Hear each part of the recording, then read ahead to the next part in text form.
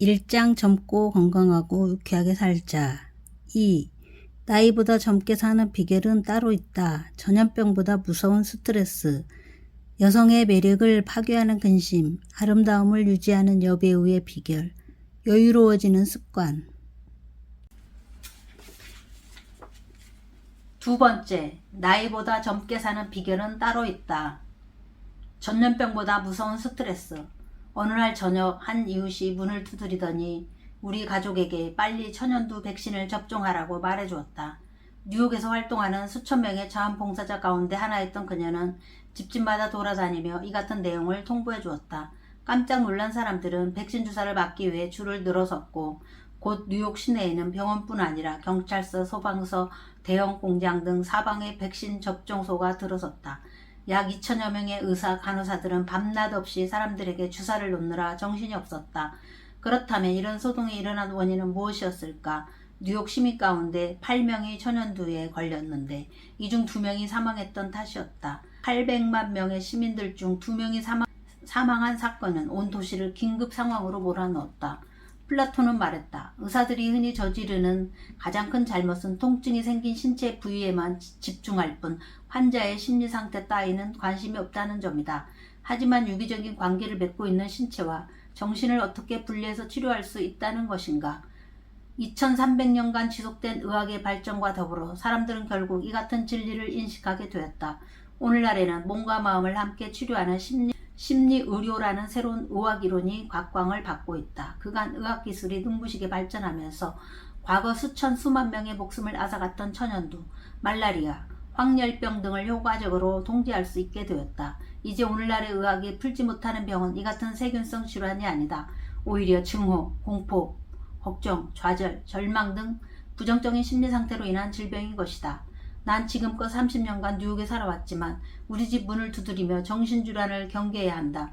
정신질환은 천연두보다 같은 기간 내 사망률이 수만 배나 높다는 사실을 알려준 사람은 한 명도 보지 못했다. 또한 미국인 10명 중 1명이 스트레스, 과도한 근심 등으로 인한 신경쇠약을 경험한다는 사실을 알려주는 사람도 없었다. 그러니 나는 지금 당신에게 경종을 울리기 위해 이 글을 쓴다. 여성의 매력을 파괴하는 근심. 깊은 근심만큼 여성의 매력을 파괴하는 요인도 없다. 번뇌는 인간의 외모를 추하게 만든다. 근심에 빠진 사람은 언제나 이를 악물고 눈살을 찌푸리고 얼굴이 어두우며 초조함을 숨기지 못한다. 게다가 흰머리도 늘어나고 심각한 경우 머리카락이 빠지기도 한다. 이처럼 생리적 균형점을 잃은 사람의 피부는 빛을 잃고 주름, 발진 등의 증상까지 보인다. 미국인의 건강을 위협하는 최대 사인은 바로 심장병이다. 제2차 세계대전 당시 전투 중 군인 사망자가 약 30만 명이었던 데 반해 같은 시기에 일반인 200만 명가량이 심장병으로 사망했다. 이 중 100만 명은 우울증, 스트레스 등으로 인한 심장질환을 앓았다. 앞서 말한 카렐 박사의 말처럼 근심을 다스릴 줄 모르는 사람은 한창 때 요절하기 쉬운 셈이다. 심리학자 윌리엄 제임스는 이렇게 말했다. 신께서는 우리의 죄를 용서해 주신다. 하지만 우리의 신경계통은 그리 관대하지 못하다. 최근 도저히 믿을 수 없는 통계 수치가 제시된 바 있다. 미국인의 자살률이 해마다 증가하고 있으며 이는 세계 5대 전염병으로 사망하는 숫자보다 훨씬 많다는 것이다. 그 이유는 무엇일까? 아마 중요 원인은 바로 근심일 것이다. 잔혹한 폭군은 죄인을 고문할 때 그들의 두 손 두 발을 묶고 머리 위에 물주머니를 매달아 놓는다. 그리고 밤낮으로 똑똑똑 머리 위로 물방울이 떨어지게 만드는데 이를 견디다 못한 죄수들은 마침내 미쳐버리고 만다. 과거 스페인 내전과 히틀러의 집단 수용소에서 이런 형벌이 실제로 진행되었다. 조금씩 쌓여가는 근심은 똑똑똑 끊임없이 떨어지는 물방울과 마찬가지로 사람을 광기와 자살의 늪으로 몰아넣는다. 근심은 청춘을 죽이는 독약이니 영원한 젊음을 꿈꾸는 여성이라면 반드시 근심을 멀리해야 한다. 아름다움을 유지하는 여배우의 비결. 살다 보면 심경이 복잡해질 때가 있다. 그럴 때면 마음의 평온을 찾는 것이 가장 중요하다. 마음이 편안해지면 건강도 좋아지고 매사에 적극적인 생활 태도를 갖게 된다.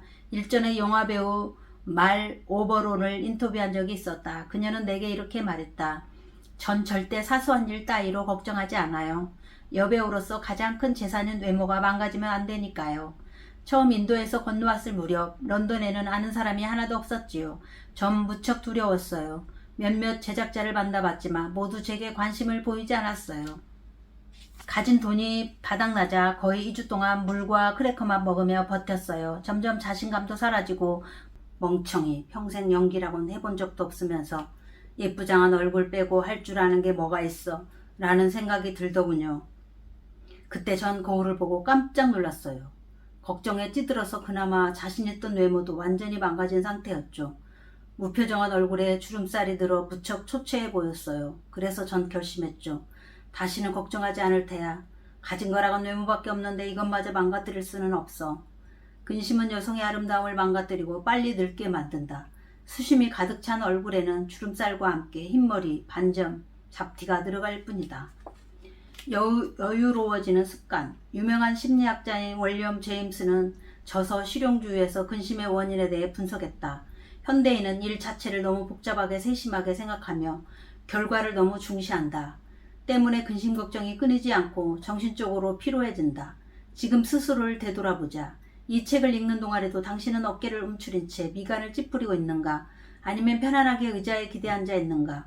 긴장과 여유는 일종의 습관이며 무엇을 선택할지는 당신에게 달려있다. 그렇다면 어떻게 여유로워질까? 아래의 방법을 활용해보자. 1. 문제를 명확히 파악한다. 2. 최선을 다한다. 3. 가장 중요한 일부터 처리한다. 골치 아픈 문제가 닥치면 일단 전체적인 그림을 그려본다. 이 문제가 어떤 영향을 미칠 것인가? 얼마나 지속될까? 5년? 일주일? 그리고 이것이 실질적인 문제인지 아니면 단지 심리적 압박감에 불과한지를 파악한다. 문제를 정확히 인식하면 알맞은 해결 방안을 찾을 수 있다. 그리고 최선을 다한 뒤라면 상대가 당신을 원망할 수도, 비현실적인 기대를 품을 리도 없다. 그러니 여유를 가지고 정신과 에너지를 집중하자. 사실 우리는 일의 중요도를 제대로 판단하지 못해 곤란에 처하는 경우가 허다하다. 사소한 일을 지나치게 중요하게 생각한 나머지 경솔하게 행동하는 것이다. 자, 지금 닥친 일이 정말로 그렇게 심각한가? 남편이 다른 부서로 옮겨진 것이 그렇게 신경 쓰이는가? 어머니의 관절염이 심해져서 돌봐줄 사람이 필요한 게 그리 심각한 일인가? 고양이가 종종 우유 그릇을 엎어버린다고, 청소를 하며 밥을 하다 솥을 태웠다고, 가게 점원이 귀찮게 군다고, 도로가 공사 중이라고 그렇게 언짢아야 할 일인가?